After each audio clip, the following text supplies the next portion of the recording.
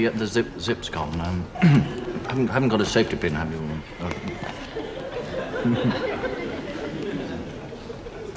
Thanks very much.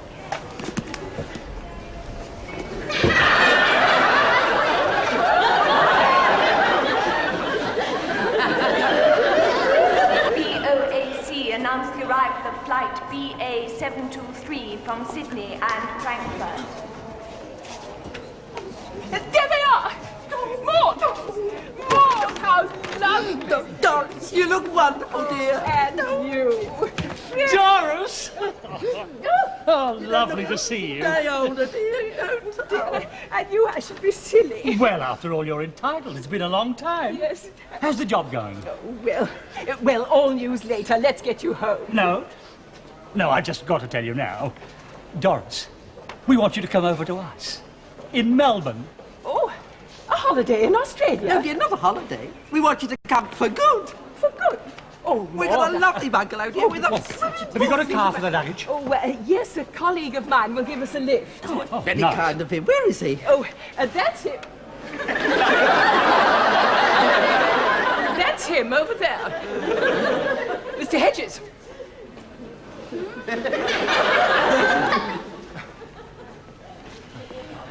Bernard, this is my sister Maud and her husband Fred. Hello. Come along, Maud. Real nice to know you. Fine. You a friend of Doris's? Yes, I am. Well, grab a couple of these bags, would you? Please, Bernard?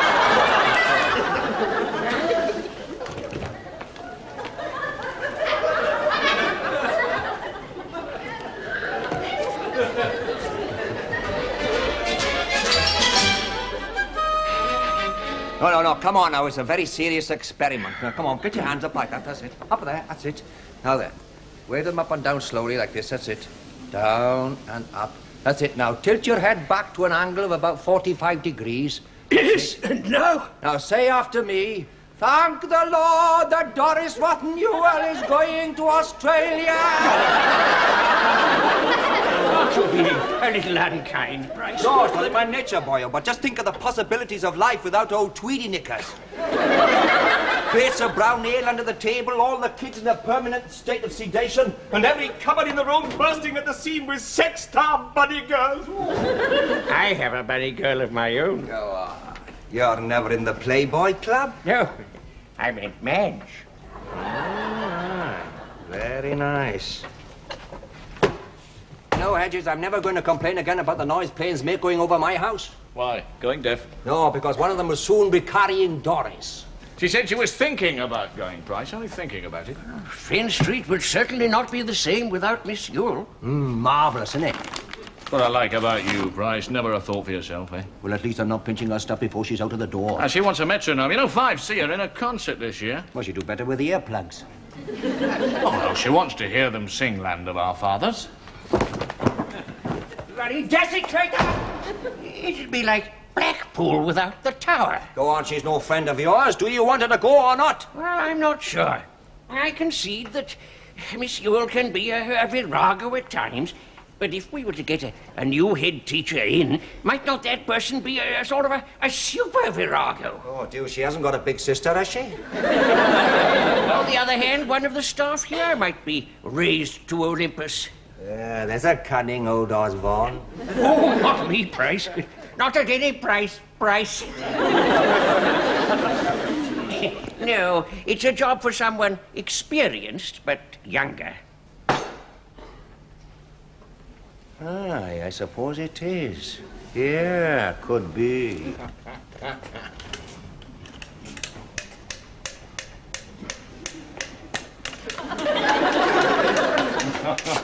You taking the mickey out of the old Yorkshire Light Infantry? No, I'm taking his camel for a walk. What are you on about? The Yorkshire Light Infantry. They march at that pace around. Oh, yes, they do everything at that pace.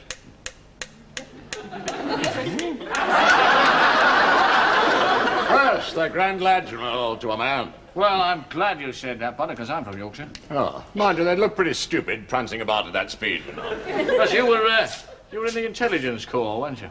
Of them? Queers. All of them. No, nothing queers. You don't go in for generalizations, do you? Whereas us lads, you know, had sand in their tea. We knew it all. Haven't changed much, have you? You're right there, you know. At this very moment, I know something that'll make your hair curl. Pipe cleaners. Information, which I am not going to give you. Fine. Little birdie told me that their master's going to Australia. Well, I don't think that's very funny, losing a man of his stature.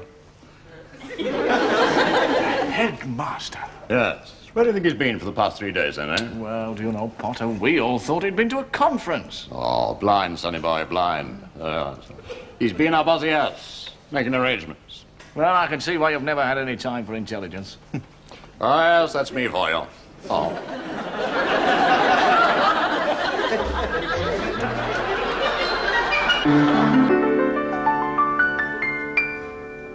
And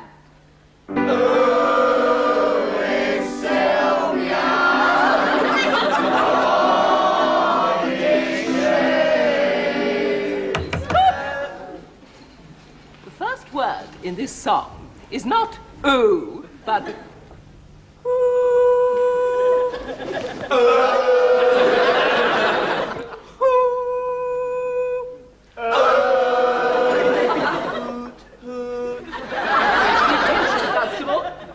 Doing that to me, you old broad.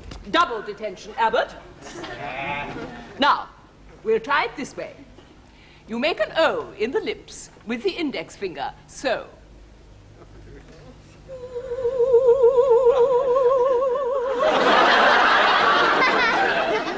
Now you try. And.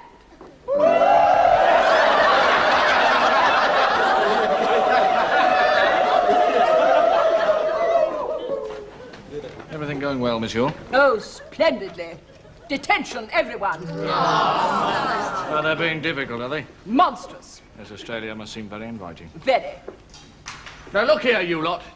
This concert's a big day for the school and for Miss Yule as well. Now, why aren't you cooperating? Because we feel like a load of prunes. Let's just be adult, shall we? Can't, I'm a child, and I. We could give you old MacDonald had a farm. And uncle to all the animals. I don't With a think that's a moo very moo good here idea. and a moo moo right, there. very Here a good. moo, there a moo, everywhere a moo moo. Silence! We shall sing Who is Sylvia? I've got another idea. Yes, Mr. Hedges. Why not show them what a charming piece this is, sung in its entirety? Yes. I'll play, you sing. What key? Well, I'm bass, you know. Are you sure? Oh yes. A bit lower, I think. A bit more.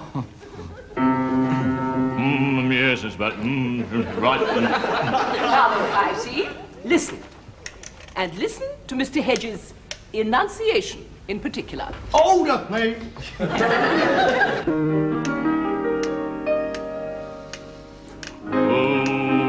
Oh, it's Sylvia. What is she? Oh, sweet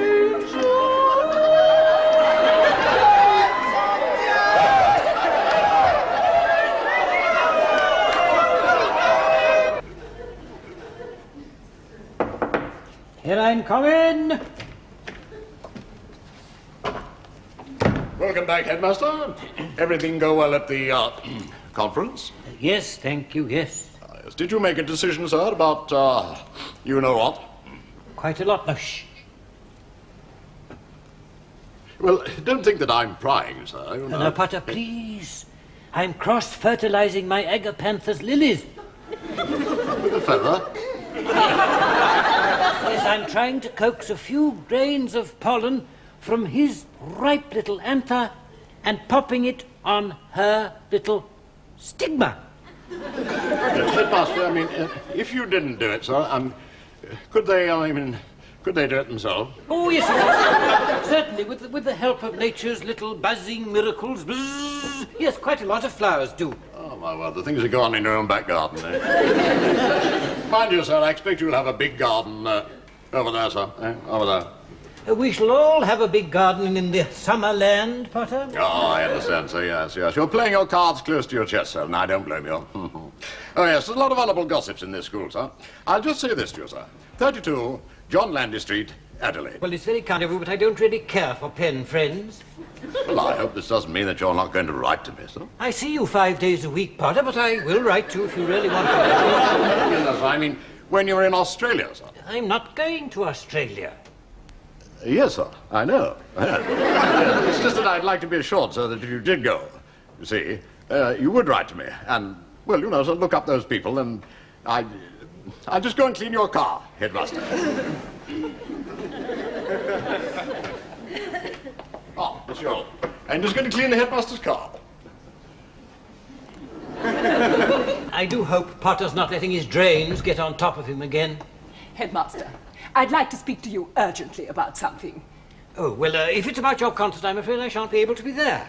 With 5C in it, it might be better if you weren't. No, I wanted to tell you personally about a very important decision I'm going to have to make. Oh, dear Doris, you've got your serious face on. Headmaster, I've been given the chance of living with my sister in Australia. Oh, so it was you. Potter thought it was me. Oh, Potter would. You? Morris, I don't want you to upset yourself. I haven't decided yet. You in Australia? That's the funniest thing I've ever heard. Funny? I'm sorry, but really, I mean to say, you in Australia, you're far too old. It would be silly. Silly?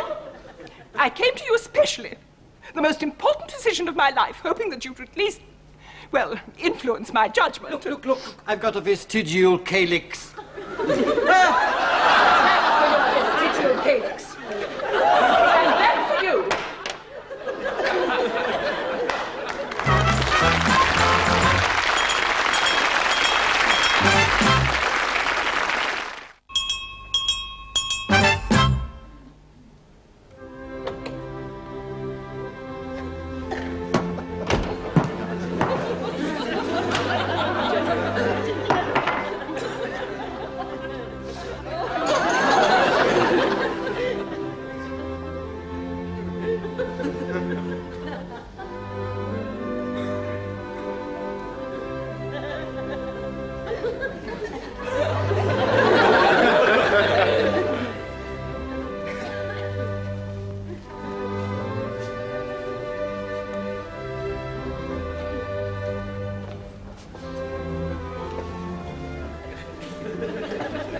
Sorry, I've got the wrong school. I thought this was Fenn Street. I don't find that very amusing. You're not standing where I am, mate.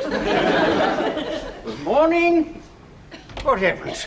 All right, Smithy has just got back from the Eisteddfod. For a jungle sale? I am perfectly entitled to wear this, and anyway, I see no reason why at least one member of the staff shouldn't be dressed formally for the concert. Oh, blast, I've left my spats at the laundry. And I do think you chaps might try to get in a bit earlier in the morning. Well, you must have camped here overnight. That's it, Smithy. That's why he's wearing the black nightie. If you'll excuse me, I have to prepare some statistics for the headmaster.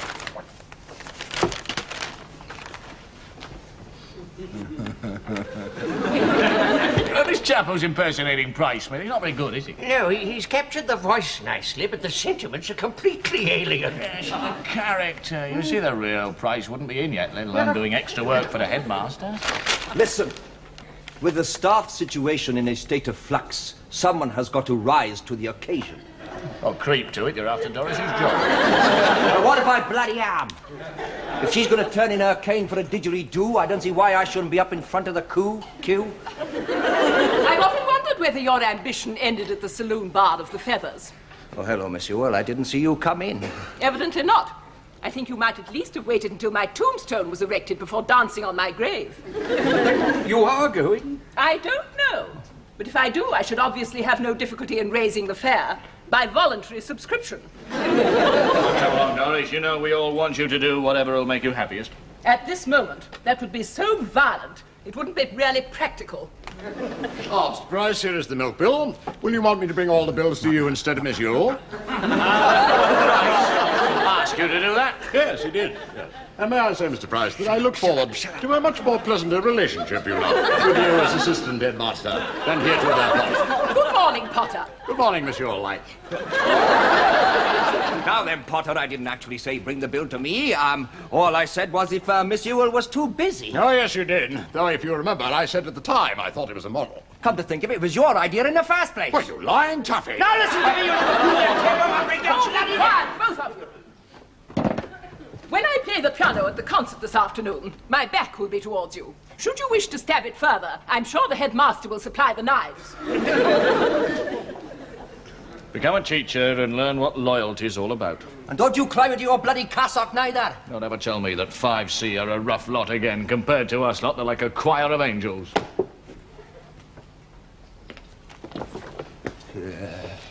Don't look at me. If the cap fits, wear it.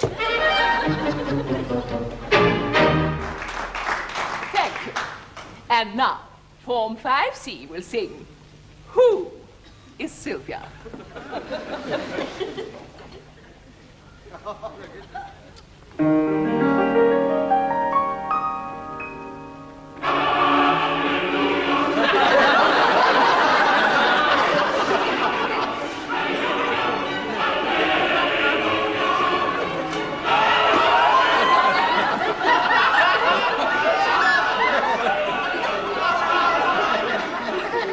Oh dear, I must have heard wrong from me dad, Peter. He said forced labour went out with the Germans. Yeah, it's victimisation, isn't it? Everyone else has gone home. All they'll have left at the chip shop's rotten crackling.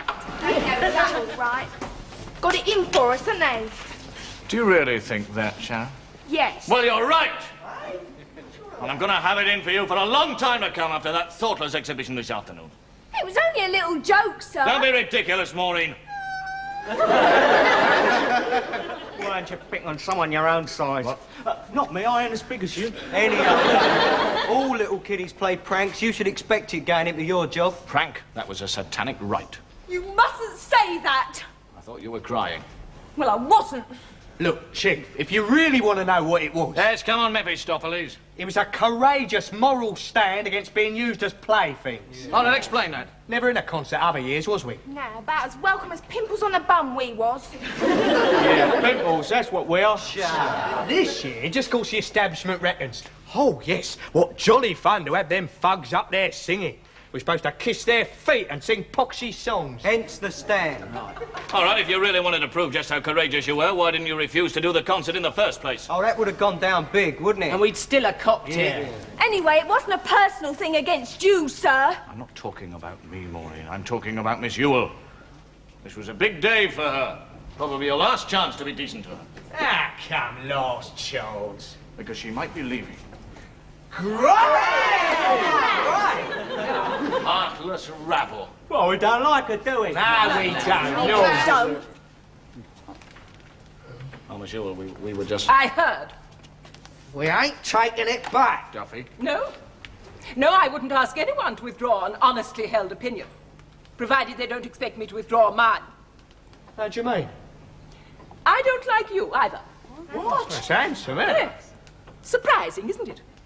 You feel perfectly entitled to think of me as a rotten old bag, or whatever the current folksy epithet may be. Whilst I, no matter what depths you sink to, am supposed to regard you as simply lovable rogues.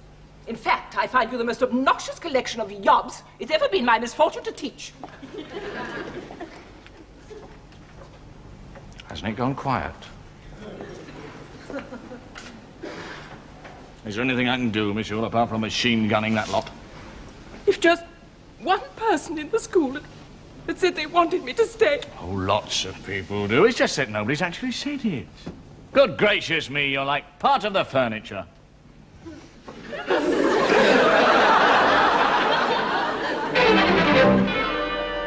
After that concert fiasco, Headmaster, I think you should start looking around for someone to take Miss Ewell's place. Price, Doris leaving is about as likely as you being the one to take her place. proportion. Price, Doris has had a rough passage, but she'll come through like the sturdy old steamer she is. Well, I think she'd do better to steer a course for the Antipodes while she has the chance. Exactly. I mean, outside school, she's just another middle-aged spinster with a budgerigar for company and treble stamps at the co-op for kicks. But good Lord, Price, she has the school. Don't you ever chase away your clouds by saying up the school? Oh, aye, frequently. Her current school experiences are hardly euphoric, and you laughing at her, headmaster, may well prove the last straw. Oh, is that why she cut my blossoms off? I said I wouldn't go to her concert. Well, I still think the Australians are going to get themselves a new fast bearer. Humorous but erroneous, Price. If Doris goes, I'm a Dutchman.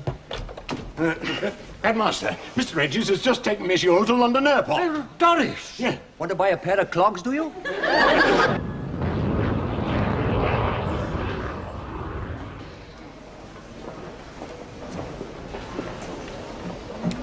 I never understand why you didn't go, Doris.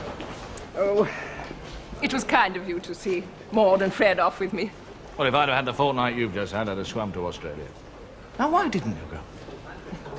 Teaching, I suppose. Just as one's thinking it's all wasted labour, a child says something or does something or even becomes something, and suddenly it all seems worthwhile. Just a minute. Flowers. I want a big bunch of flowers. Yes, they'll do. Fine. Well, they say what you were just saying about teaching children. Well, there we are. Sir? Sir? Yes? 5 guineas, please. 5 guineas. And worth every penny.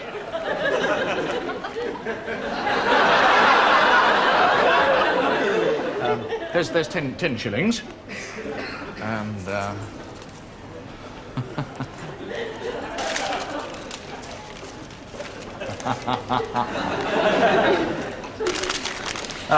keep the change, would you?